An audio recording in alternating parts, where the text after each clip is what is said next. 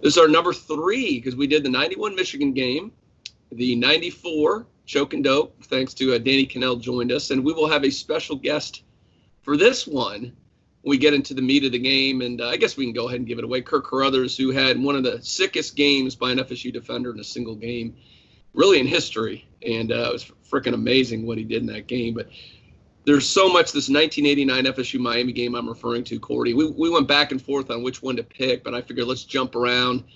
We haven't done anything in the 80s yet, so let's go back, hit this one up. And I think next time maybe we'll go something in the early Jim Bill Fisher era to kind of a little bit and keep it even. But let's dive into this 89 Miami game to set the landscape. First of all, Miami owned Florida State at this point. They'd won 4 in a row, and anybody who was a fan back then remembers the humiliation at the Seminole Rap, the 1988 31-0 throttling. I don't know if there's ever been a number 1 team in the country that got beat like a drum like Florida State did that year in a game. So, I mean, there's a lot going on with this rivalry. There's a lot going into this 89 season. Florida State lost those first couple games. You can talk about that a little bit. I know you've talked a lot about that Brett Favre game in Jacksonville. And Miami's riding high, number 2 in the country coming into this game. Yeah, and I was looking back at their team, and the offense doesn't overwhelm you just with the names. I mean, Toretta started that game, but Toretta was the backup. Craig Erickson had gotten hurt. I think Toretta was I know he was a freshman. He might have been a true freshman. That was an incredible environment for him to be, hey, man, go make this start. But the defense had, I believe, 15 or 16 draft picks, the Miami defense did. The defensive tackles were Russell Maryland and Cortez Kennedy.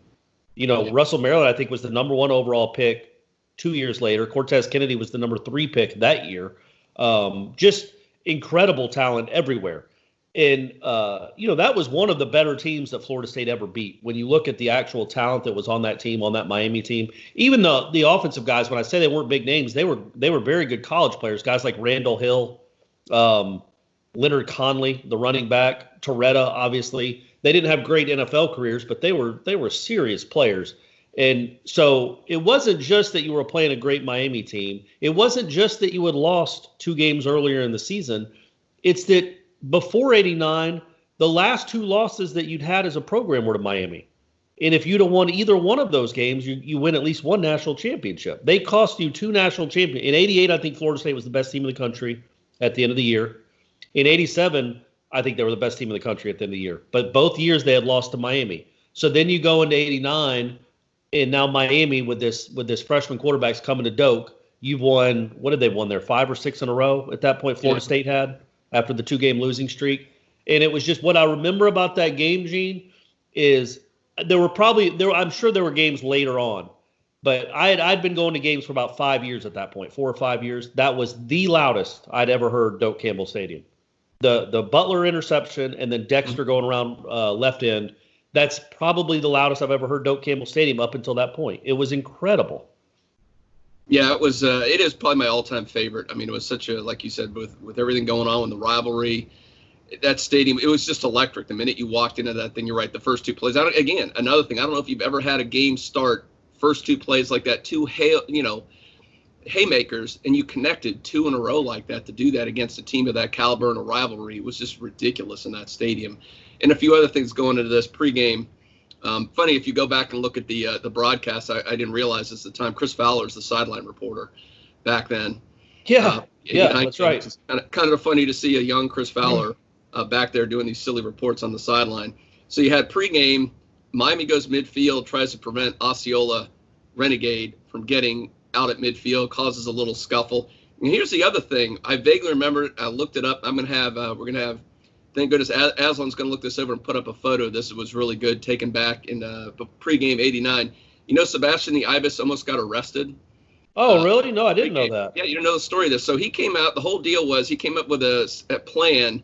He wore a firefighter's outfit, and he had a fire extinguisher, and he was going to try to get to the flaming spear before they go on the field and put it out. Oh, okay. And he came out, and they saw it. I guess they figured out what he was doing, so a bunch of cops threw him up against a wall and threatened to arrest him pregame. So we actually have a photo that you're putting up right now that shows that scene of them putting him up against the wall. You never heard that story, Corey? I haven't. No, I remember he would do that. I went to a couple games down in the Orange Bowl where he would do that. They they would have like this mock planting of the spear, and then he'd come out and put a fire extinguisher on it. I can't imagine he would have had the balls to actually do that in Doak Campbell Stadium. Like, who knows who that Ibis was? It might have been Nevin Shapiro. We don't know who's in that outfit. But imagine the cojones to, like, in front of 60,000 people at that time. I mean, that would have started a brawl. He would have been. There was an interview, and he said he really wasn't going to do it. But I think the thing was he was going to come up to it and like pretend he was going to do it. It sounded like what he said the plan was he wasn't going to actually do it. Plus, I mean, the fact you don't want to get near. Imagine getting near Renegade and shooting off a fire extinguisher next to him. I mean, he'd kick you. You could get killed. Yeah. And if he didn't kick you, the Florida State football team would be on. You'd rather have been kicked. And going back to that, I'm glad you brought that up, because when I was rewatching the game, I noticed that too. We don't see that anymore. But I'm telling you, folks, back then, if you're too young to remember, Miami had its own rules, and they would come out and almost stand on midfield waiting for Renegade. Like, they wanted to be a part of it like Florida State did. So that Miami's whole team comes out to about, I don't know, it comes 30 feet off the sidelines, 30 yards off the sidelines, and is right there at midfield. And then that obviously makes Florida State's team come all the way out. So they're probably 15 yards apart, 10 yards apart, and Renegade has this alleyway to run, to gallop through, to plant the spear in between them. And just the energy in the building, the energy in that stadium, you can't describe it. You can't describe a pregame like that because you don't get it anymore. You either had to be there and see it and feel it, or you just can't understand what that's like to see both teams jumping up and down.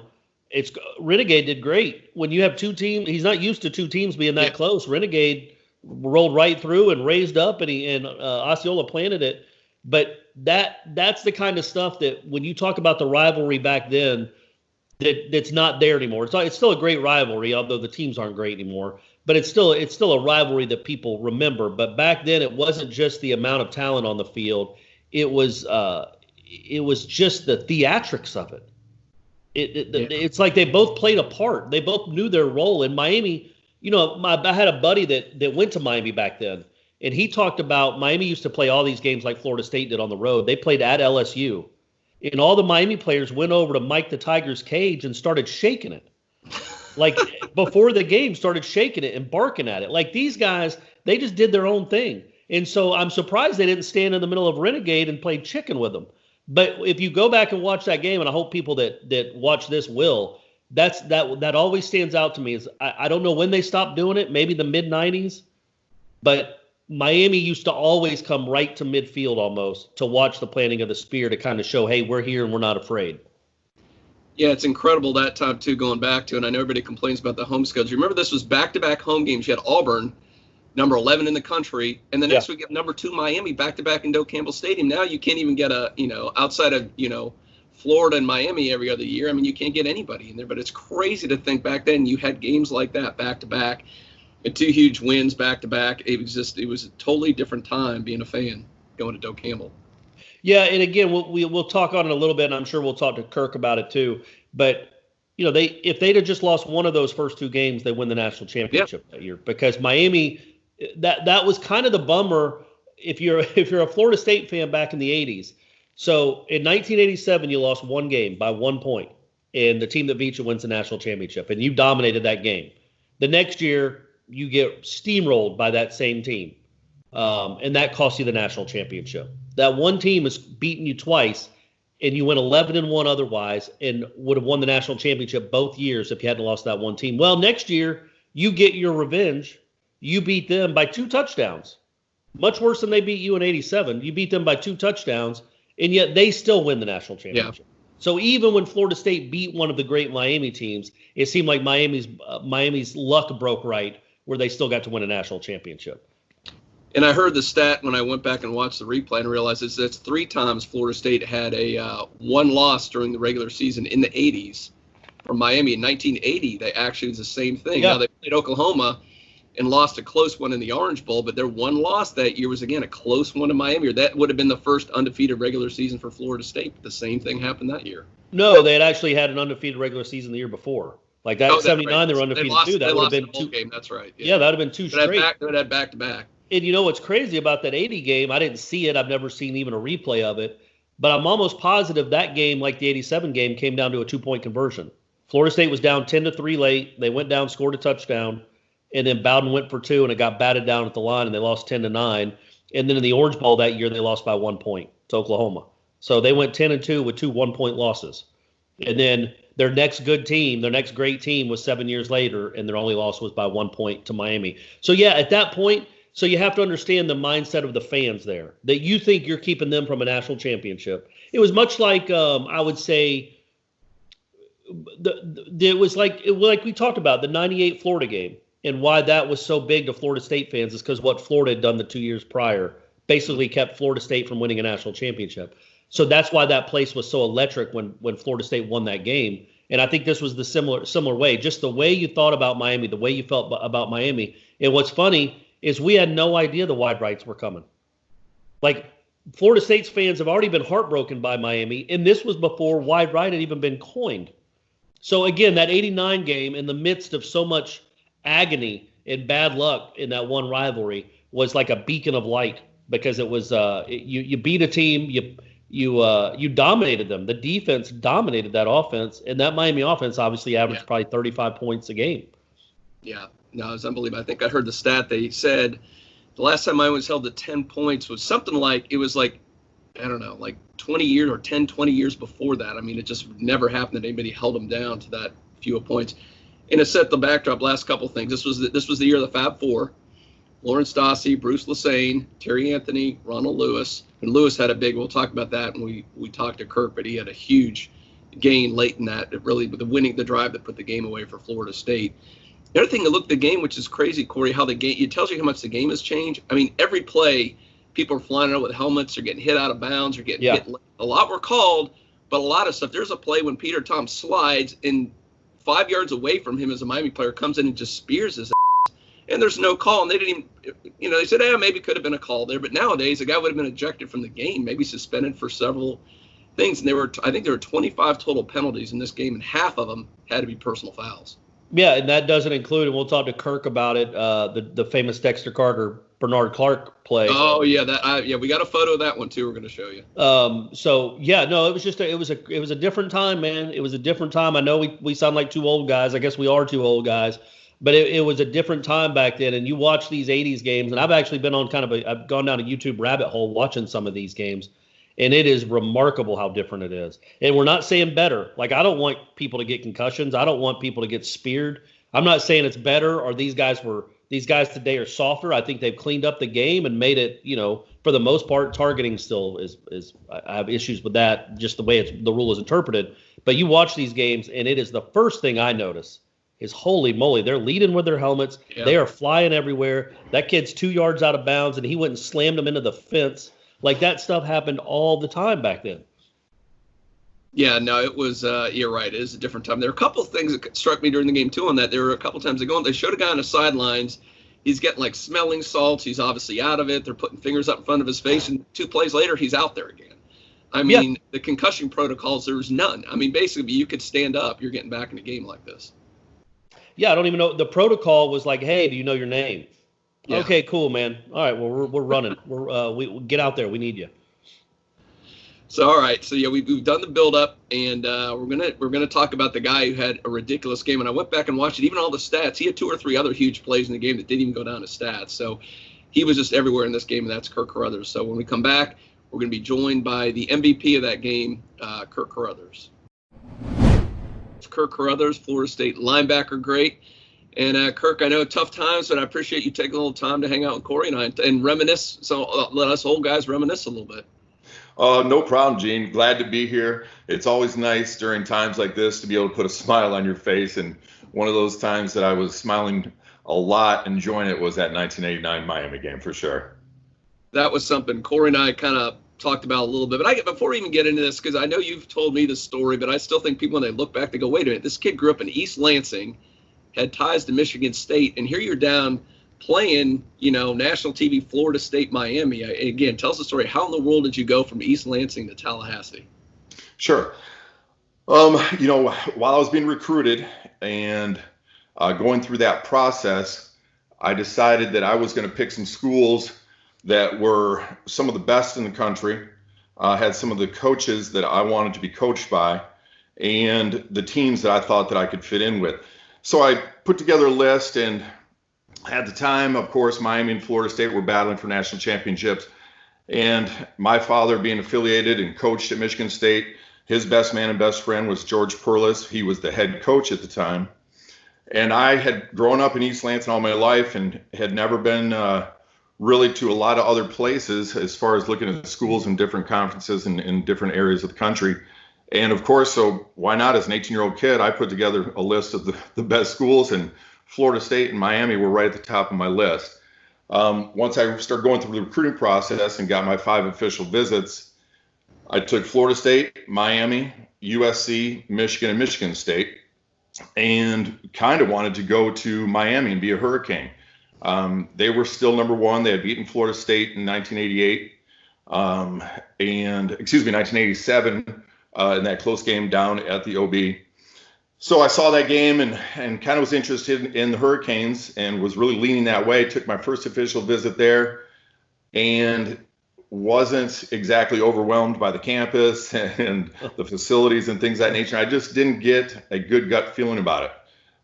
Jimmy Johnson offered me when I was on that visit, so I came away still thinking it was a possibility, but the next weekend I went to Florida State and got to meet the legend, Bobby Bowden, who was exactly everything I was looking for in a coach. Florida State was exactly everything I was looking for in a program, and made the best decision of my life and became a Seminole. So your dad was best friends with Perlis, right? Weren't they in each other's weddings or something? They were best men in each other's weddings, Corey. That's exactly correct. Did he hold it against your dad at all? I never had that real conversation where I asked my dad if they ever had a conversation about it, or if there was any ill will or bad feelings about it. But I think after kind of the dust settled and George kind of got over the fact that he let a hometown kid get out of there, I think things settled down. And of course, we still spent a lot of time together after my football career was over and enjoyed each other's company. So I'm sure there was a little bit of tension there, Corey, at the time it happened, but everything settled down and worked out. And we'll get to the game in a second, but the Miami game. But were you at the Florida State-Michigan State game in '87 when Florida State went up there and beat them? I think it was like 31-3 or something. I'm glad you mentioned it, Corey, because at the time, of course, a lot of Big Ten schools were recruiting me. Of course, Michigan State, and I was, living in East Lansing, so the stadium was 2 blocks away from my house. So as a recruit, I was going to quite a few games, and to be honest, Florida State wasn't really on my radar until I attended that game, saw the style of football that Florida State played. It was a lot different than Big Ten football. Yeah. I like the swagger that the Seminoles had. And so, yes, by Michigan State inviting me to be a recruit at one of their games, it kind of backfired on them, and it made me kind of get interested and fall in love with Florida State. Nice. Now, Kirk, you were a freshman when you came down here. Your first game you're at down in Miami in '88. You guys are number one, and the Seminole Rap happens, and a horrible, humiliating 31-0 loss. And what are you thinking at that point? I mean, when you first arrived, and that was your first Miami Florida State experience. Yeah, I've gone to a psychiatrist for many years about that game, and I've tried to block it out, Gene. So it'll be hard for me to recall some of it. But no, to be honest, like you said, we were preseason number one. We had all the hype. Unfortunately, we did the Seminole Rap, and we were we bought in. We thought, shoot, we were national champions before the season even started. So going down there and suffering that humiliating defeat was definitely an eye opener, and it really changed things around for us. And to be honest, at that time, Coach Bowden and Wally Burnham, my position coach, had really put me to be redshirted that year. And after that game, I'll never forget Coach Burnham coming in to me and pulled me aside and said, Kirk, in order for us to be the team we want to be this year, we're going to need you to play right now. So it was an interesting game. It was a game, obviously, like I said, I don't like to think about much, but it was something that kind of set the chain of events in place and kind of started my career in being able to play as a true freshman. How much did you play as a true freshman? Corey, I can't remember. I think I ended the season with like 45, 50 tackles. I Yep. I wish now that I kind of look back on it, but I wouldn't change a thing, like I said, because it evolved into the career that I had, and everything, happens for a reason and God's will. But I did not play as much as I would have liked to be honest, Corey. So I think I'd be the number one all-time leading tackler if I would have got redshirted and had another year. I'm fifth. Right. I'm fifth all time, but I'll take it, which is a list of a lot of great guys and great players. But yeah, Corey, I didn't play as much as I'd have liked to my freshman year. Okay. Kirk, last thing before we jump into the game, and you said you've been to a lot of games in Michigan, so you saw Michigan State. So you saw some of the Michigan State-Michigan. That's a huge rivalry up there, obviously a lot of bragging rights. When you've gone through this looking back, how did that Miami-Florida State rivalry compare? And did you have any idea, how much was at stake and how the emotions involving this rivalry? Yes, like you said, the Big Ten matchups with Michigan State, I grew up with that rivalry. So I knew obviously about tradition and rivalries and things of that nature, but it was something different with Florida State and Miami. Just the fire and the energy and the passion that not only the players, but I think the fans bring into that rivalry, it just makes it for a really unique situation for two teams to play at their best and battle for the national championship pretty much every time they met during that time. So that rivalry took it up and raised the bar and took it to another level for sure, Gene. Now let's jump into the game here, and it didn't take long. I mean, I've never seen a game all the years I've been going to Florida State that started out the way this one did. Obviously, first two plays are two of the biggest plays in FSU history, and the very first one when you guys were on defense.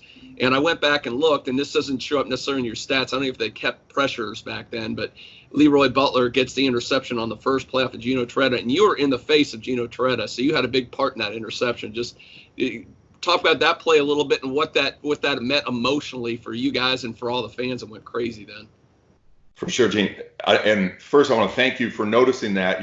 Like you said, that kind of gets cut out right there at the end, and so and I never got a thank you from Leroy Butler for kind of giving that throw to him from Gino. But yeah, Gene, it's like you said, those first kind of two series, first to just grind and just to stop them and defeat them defensively, and then come up with that turnover was huge right off the bat. And I think that play, it just set off the momentum and the chain of events to come for the next 60 minutes.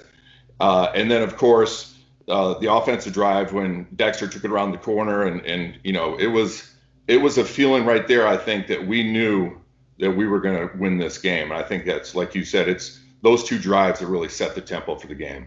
So for the people that don't know, we have a lot of younger viewers. Torretta wasn't their normal starter that year. He was a freshman. He was Craig Erickson's backup. And I don't remember, were Craig and Dennis related, or was that just? They weren't. Okay, yeah, I didn't think they were because he came from Washington State. So when did you guys know that Torretta was going to play that game? And does that change when you got a freshman that's never made a start in that environment against that defense? And again, y'all's defense didn't start off the season very well. But at that time, the middle of the season, you had found yourself and you guys were getting 6 or 7 sacks a game and just killing folks. Did that change the mindset at all going up against a kid that had never started before? Did that change the defensive game plan? Yeah, Corey. I mean, I think, obviously we prepared and we were intense all week, but we did have knowledge that Gino was going to start, and that really just almost put blood in the water. We were sharks, and it just almost, pumped us up more because we knew, first of all, it didn't matter who was going to play quarterback that game. The defense was going to be ready. But once we found out that Gino was going to be starting, that just almost put a smile on our face and got us even more ready to dominate that offense. Can you take us through what happened with the defense after the first two? So you guys lost to Brett Favre and Southern Miss and gave up 400-something yards in that game. Then Terry Allen comes in the next week and runs wild. Mm-hmm. What changed after? And I think the next week was maybe LSU. Yep. And you guys were better, but still not great. Mm-hmm. But then all of a sudden the Syracuse game happens. And I think you got 10 or 11 sacks and they didn't do anything. And for the rest of the season, you might have been the best defense in the country. Were there tweaks that Coach Andrews made to personnel, to scheme? What happened? Yes, most definitely. I mean, they were changing schemes and trying to find, the right group of guys, I think, too, personnel, and really just figuring out, like you said, what was happening, because something just wasn't right. We had the talent, Sure. Was there, obviously, but just for some reason, things were not clicking.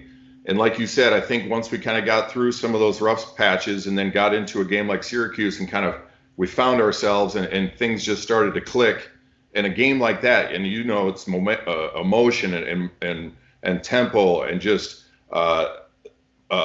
things that are just happening during the game. And all of a sudden you can just kind of feel, okay, things just clicked. We're getting our stuff. We're going to our correct assignments. We're playing. We're making plays. And after that, I think, it was a confidence thing. We kind of knew at that point, hey, this is the defense that should have been here since day one. Right. And after that, then we were ready. So, Kirk, right after that, we mentioned it. Dexter Carter goes 37 yards around the end, scores the touchdown. Still maybe the loudest I've ever heard Doak Campbell Stadium going that. And what's going on the sideline there when you see Dexter going around the end and beating those guys and getting into the end zone? And 2 plays. I mean, really, you're 10 seconds into the game, and you guys are up 7-0. Sure.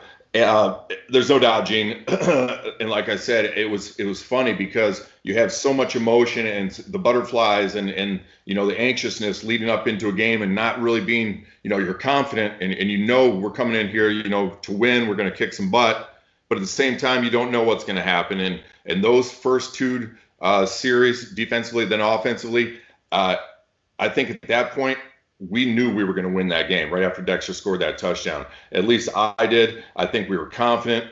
We were ready to, finally kind of get over the Miami jinx and crush them. And that's what we did. But it didn't start right away. So what I thought, always to Toretta's, I don't know, just a credit to him, after that interception, a really bad interception where you tattooed him, then they go and Dexter scores. They go right down the field and score their only touchdown of the game. He makes a couple nice throws. I think the Conley kid had some runs, and then he finds Randall Hill in the end zone. Now, and of course, Randall Hill did a Randall Hill dance because that's what Randall Hill does. That's right. But I can't even envision a scenario. That was their last touchdown. Miami doesn't score 10 points in games ever. So I guess what did that drive do for you guys as a defense to kind of maybe, okay, it's not going to be incredibly easy. We still got to focus and keep these guys out of the end zone. Excellent because point. They march right back down the field. Yep, right. And it's an excellent point. Just like kind of we were just referring to, we felt real confident after Dexter went in, but then here comes Miami and right back down the field scores. Okay, guys, that was a wake-up call for sure. Let's settle down. We had so much, adrenaline and just so much excitement pumping through our blood that, it kind of got, I guess, backdoored there for a second because, wait a minute, these guys are Miami. They're for real. We're just not going to come in here and dominate all day long. So I think it was a wake-up call, Corey, for sure. And then, like you said, I think, we kind of regrouped. Of course, Mickey Andrews had a few words for us on the sideline and, kind of got us back and ready to play football. Now, Kirk, after that, the offense comes back. PT drives them down.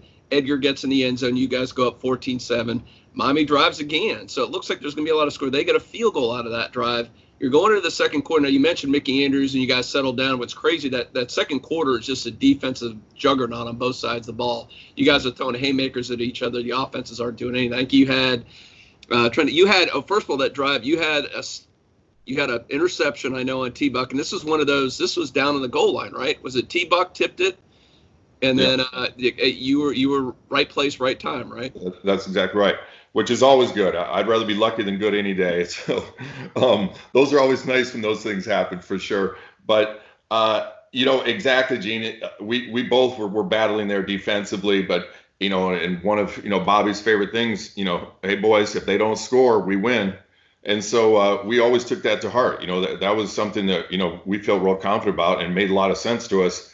Hey, let's dig in. This is up to us. The offense can do what they have to do. But if it comes down to it, if we don't let them score, we're going to win this game. And so that was kind of the mentality. And I forgot to mention, before the drive before that for Miami, they drove to their 1 yard line, which is crazy looking back at this thing. We'll talk about it. They had 3 times on their 1 yard line, and they didn't score a single point. That's not. I think it was Kevin Grant Kevin Grant had the pick on that one, and then you came back the next one and had the interception.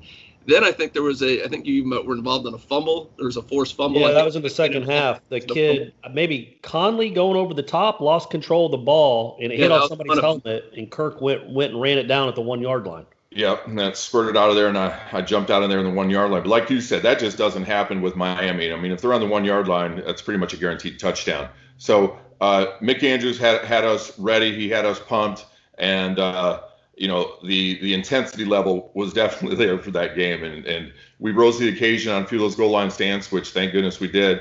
But it was just, it was a Seminole day. It was our day, and we were going to let the Hurricanes take it away from us again. So we haven't mentioned it yet, Gene, but for the people that don't remember or didn't see it, Kirk Carruthers, I think Kirk was the National Defensive Player of the Week. He had 16 tackles, 2 interceptions, which is a crazy number against Miami, period, but for a linebacker especially, and a fumble recovery at the 1 yard line.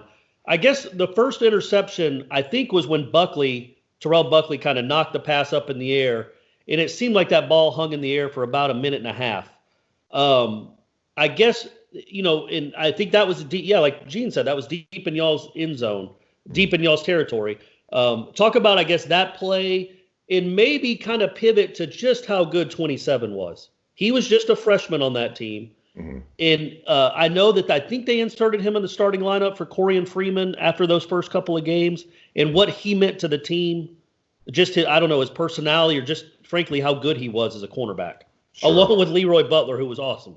Yeah, both those guys, like you said, Corey, just amazing. And once again, it goes back to DBU. Our defensive backs, they started a tradition, and it carries on today. But Corey, Terrell tipped that ball, and like you said, it seemed like it stayed up there a long time, which is good for a slow guy like me to be able to run up and catch up to it. So thank goodness it did dwell up there for a while. But Buckley and Leroy on the corners, it's just a real comforting feeling to have two great athletes like that being able to defend the corners. And Buck, like you said, he was a freshman, but he came in and you wouldn't have known he was a freshman. He came in with confidence. His play was incredible, and he definitely was an integral part of that defense coming together.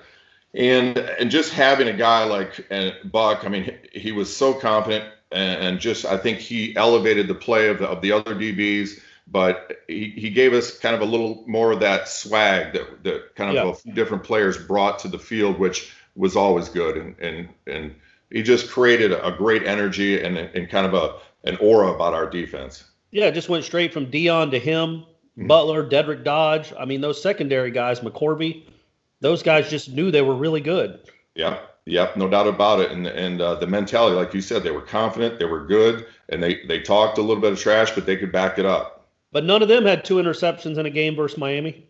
Well, even a blind squirrel gets lucky and finds a nut every once in a while. That play, we can say, okay, we give credit to Buckley. But your other interception later I think it was still in the first half, with about 50 seconds left, I feel like you cut in front of the tight end or you cut in front of a receiver, and it almost looked like Toretta threw it to you, like you were running the route. How much of that is instinct because you're just one of those dudes that I feel like was born to play linebacker. How much of that is instinct? How much of that is preparation? How much of that is a bad throw by Toretta? Sure. Well, I appreciate it, Corey, about the compliment. But,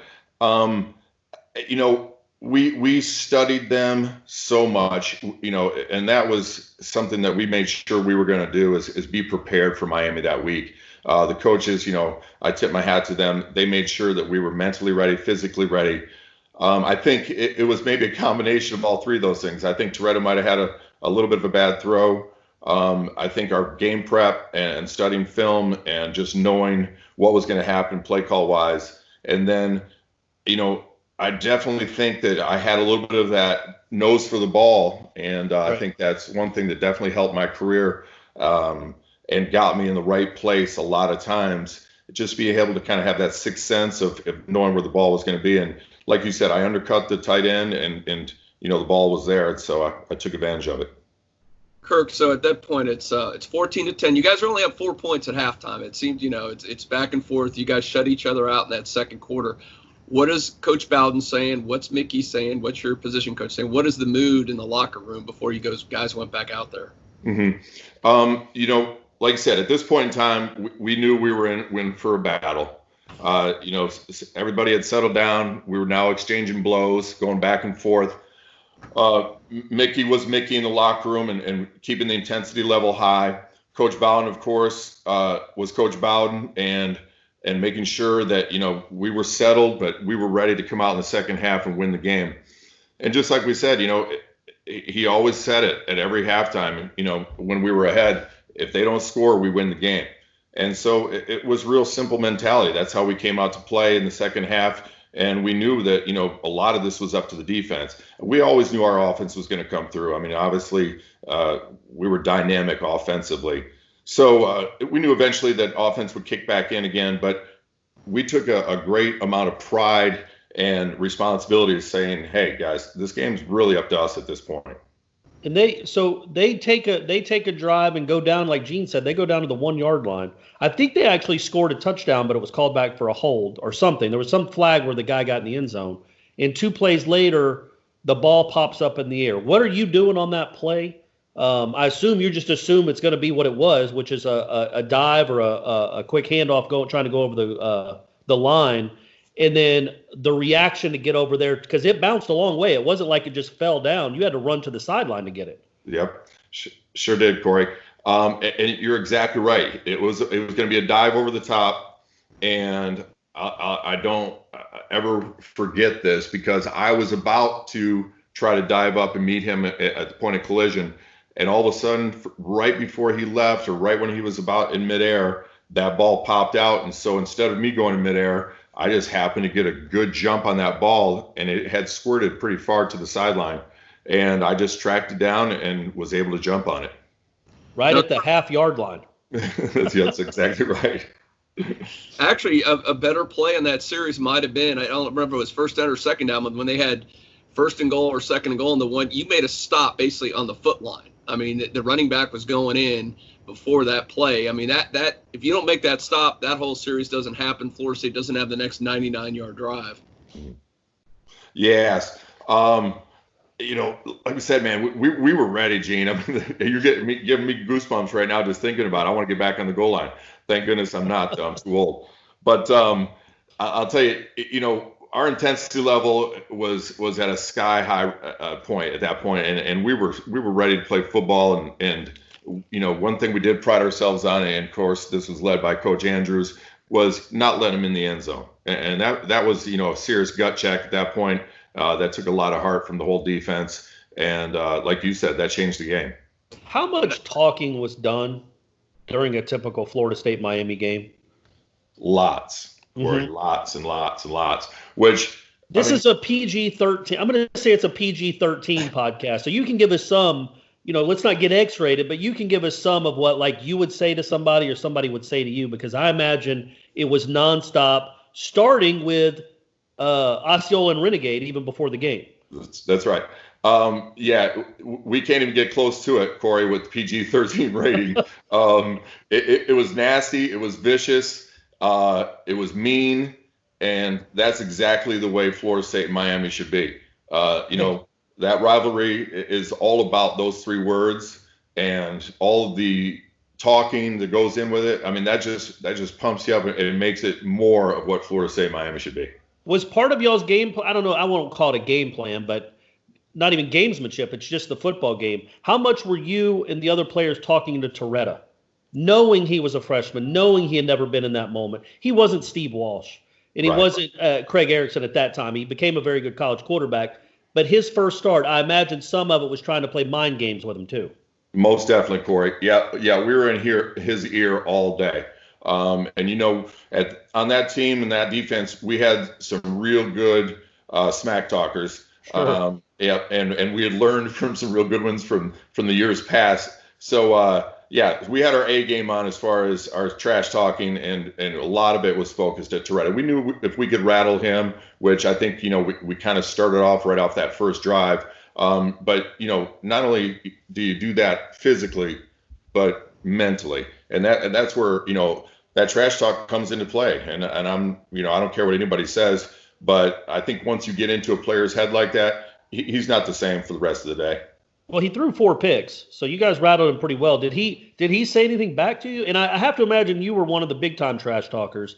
Did he ever say anything back, or did he just walk to the sideline? Why would you assume I'm a big time trash talker? Just I got that vibe from you, man. I got that vibe from you. All right, you're pretty accurate on that. For sure. It's funny once you're in a guy's brain and you found some weak points. When you've got him mentally. Mm-hmm. And I love that because I can see it in their eyes and I can see it. There was not much response from Toretta, not much reaction. I think, he knew it in his own head. And that's when you're not getting anything back. That guy's thinking about a lot of stuff in his own head and he can't get out of it. Right. Kirk, I want to backtrack just a little bit. And I know you weren't on the field at the time, but it's one of the iconic moments of this game. And that was the first drive, actually, of the third quarter, and that's PT throws a pick. There's a clip on the play, and then your teammate Dexter Carter takes the flag. And hopefully right now we're putting up a screenshot. I'm going to send it to Aslan when he puts this together. But it's just incredible. He throws the flag. It lands on Bernard Clark's bald head, and this is the meanest looking dude you ever want to see. And that his expression on his face with that yellow hanky sitting on it was priceless. And I know it cost you guys 15 yards, but looking back, it had to be worth it, wasn't it? Oh, most definitely, Dean. That was one of the best 15 yards we ever got. Did you know? I love that. Every time it plays, like you said, to see his face, his facial expression when he turns around, he couldn't believe it. He was stunned. Did you know it in the game, Kirk, that he had done that? Did you know that Dexter had done that during the game, or was it like watching film the next day? No, I at least myself, I knew it. I saw it go down, Corey, during the game.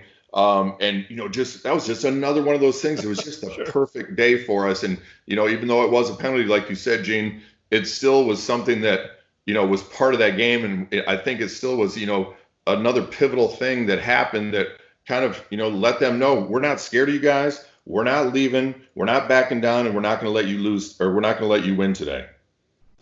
Now after that goal line stop, when you got the fumble recovery, one of the biggest drives in FSU history when you look back at what happened here, and in my opinion, the game that effectively won the drive. And here's the brilliance of Bobby Bowden, because he could sense this is the offense feeding off of the defense. You guys had the momentum after that stop and that turnover. So he takes that first play, and what Bobby loves to do when they're backed against the goal line is have that quarterback back up in the back of the end zone and chuck it down there. Ronald Lewis goes 50 yards, and the place just goes nuts.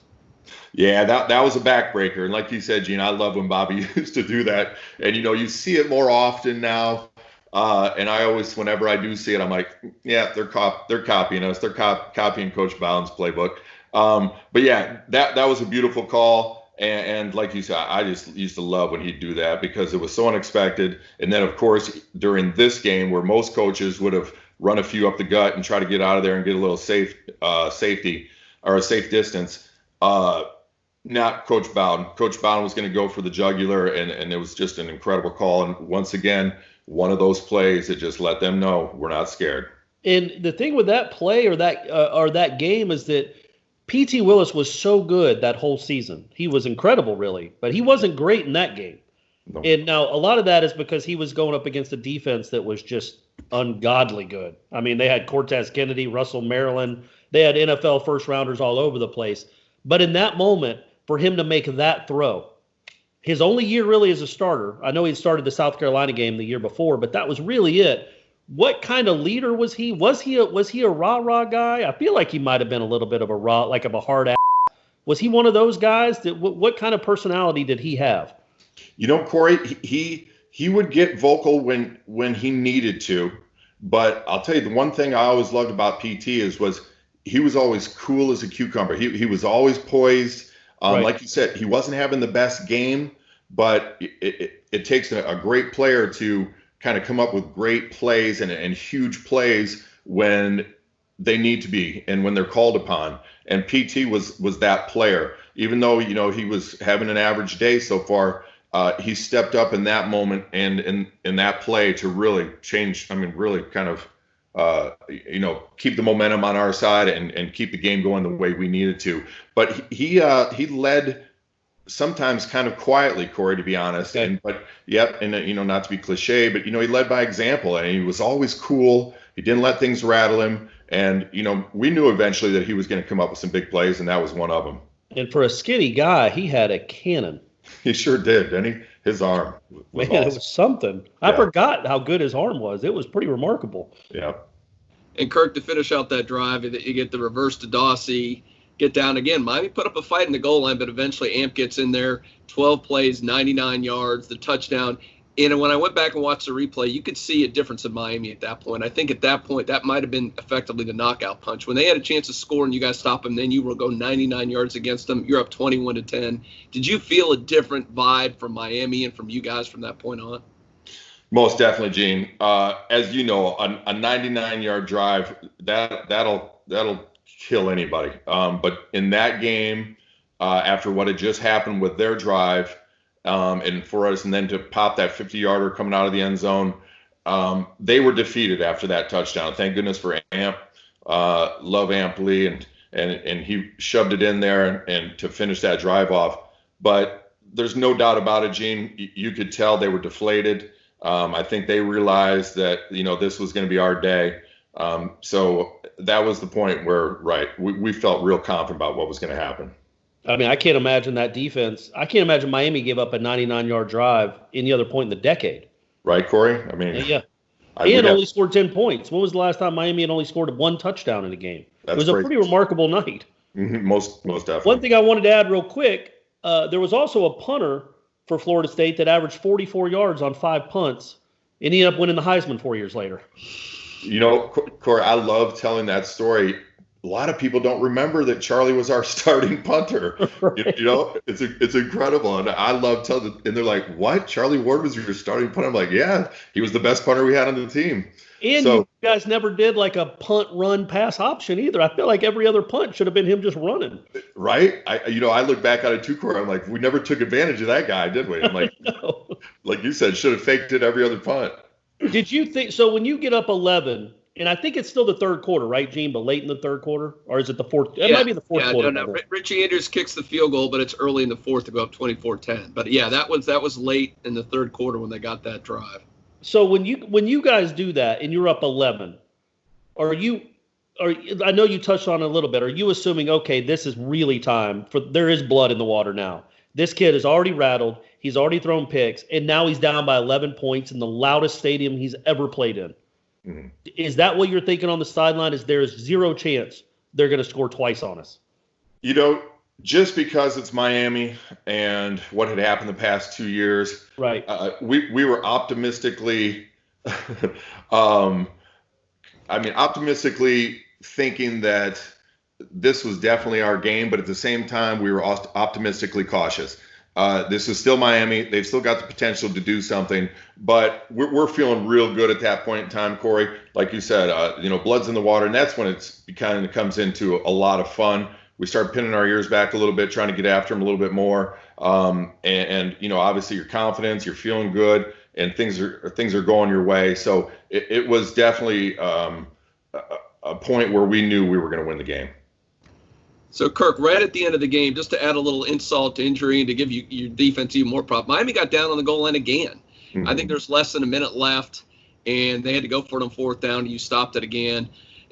3 times, and I know because I started covering you guys after that, but I remember practice after practice, Mickey Andrews would have those goal line drills to finish up practices all the time, and you could see the impact of that. Was that, again, he would get more fired up, and everybody has that vision to him. I think it's the Kansas game later when he's getting all fired up when they had that big goal line stand. But, there's definitely a different mentality with you guys when a team got inside your 2 or 3 yard line. For sure. Like I said, that goal line practice that we did at the end of every practice, we took a lot of pride in that, offensively and defensively. That was a war between ourselves, and it obviously showed up when we got to game time against other opponents. We took pride in the goal line stance. We had trained for it. We had prepared. We had a goal line mentality because of Mickey, and it's just something that we love to dig in and try to keep them out of the end zone, and that's what we did. Kirk, you obviously led the team with 16 tackles. Do you have any idea who was second that night in tackles? I don't, Corey. Odell Higgins had 9, which is crazy. That's a pretty big number for a nose guard. And then Leroy Butler had 7, and Eric Hayes had 5. And I wanted to ask you, we all know about Odell. We all know about Leroy Butler, who should be in the Pro Football Hall of Fame, by the way. That's right. But Eric Hayes was a guy that when he got into shape almost, it seemed like your defense took off. Mm-hmm. How talented was that dude? Because I've always contended, and me and my dad, we were his biggest fans because we felt like when he was in shape, it engaged. He was like a Timmy Jernigan type or an Odell Higgins type. He was a really dominant dude. No doubt about it, Corey. Like I said, he always came in a little out of shape. Yeah. It took him a few weeks to get back in shape, but there's no doubt about it. He was one of my favorite players. He was just damn good. And when he was playing at his best, I'm not sure if there was anybody better as far as defensive line. I love, we called him Billy E, but Billy E was one of my favorites. And, I miss those guys kind of as they left. Odell and Eric Hayes and some of the other defensive line left. Boy, I sure miss them because they made it real easy for me. And I think what's cool about what Gene and I are doing with these retrospective things is we kind of want to, some guys kind of get maybe lost in the shuffle of the dynasty era. Mm-hmm. You don't, because you were making a ton of tackles for 3 straight years. But guys like Eric Hayes, you know what I mean? Like some people like that maybe kind of get lost in the shuffle where you don't remember just how good they were. Errol McCorvey, people like that. And so we hope that we can shine a light on these guys because I'm telling you folks, Eric Hayes was he was a key member of the dynasty. Oh, most definitely, Corey. And people like us, and I know, Seminole fans, they know and appreciate, awesome players like Eric Hayes and other players like him that really shine. But like you said, sometimes don't get as much notoriety as they should. But there's no doubt without Eric Hayes, that defensive line wouldn't have been the same defensive line. So, Kirk, want to put a bow on the 89 season. So you guys, you just beat, before this, and we talked about it earlier, you just beat Auburn.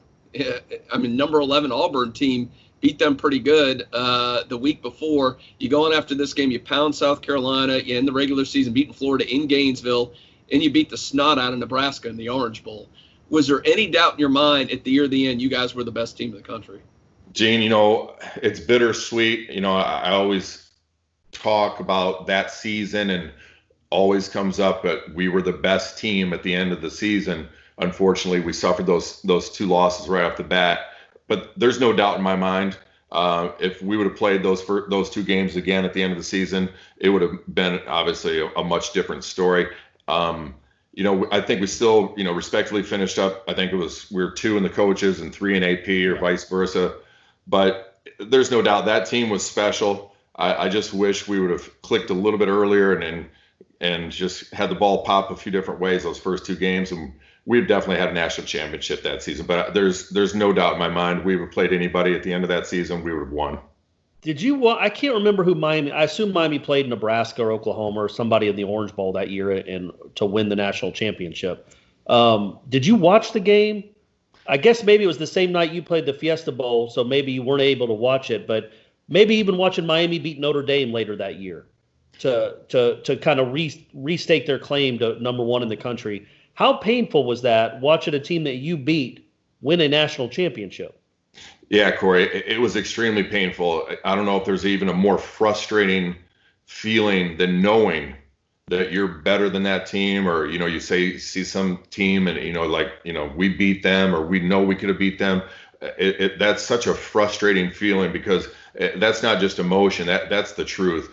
We were firing on all cylinders there at the end of the season, and to see another team win the national championship other than the team that deserved it and was probably the best team in the country like we were, it was painful for sure. Well, and I've always said, since the playoffs started, I think 2 of your teams, maybe all 3, but 89 for sure and 91 for sure. I think if there had been a college football playoff, you guys probably win the national championship each of those years. I think 91, you guys were so heartbroken by the wide right that the next game against Florida, you were halfway in it. I mean, the defense still was awesome, but half your team was hurt. But I think if y'all had something to play for, you win that game pretty easily, in my opinion. And then 89, you were the best team in the country at the end of the year. Same with 88, really. Mm-hmm. Yeah, for sure. There's no doubt about it. I agree with you 100%, Corey. 89, if in a playoff situation, we're the national championship or national champions. 91, once again, the wide right was just such a heartbreaker.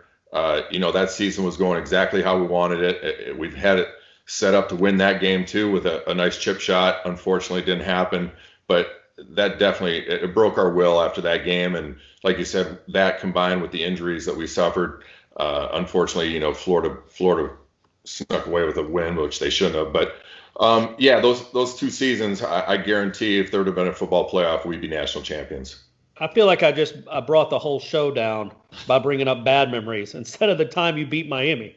That's all right. I'm going to do a telemedicine therapy. Oh, good. Yeah, talk yourself through it. I got you. Exactly. So I'll be okay.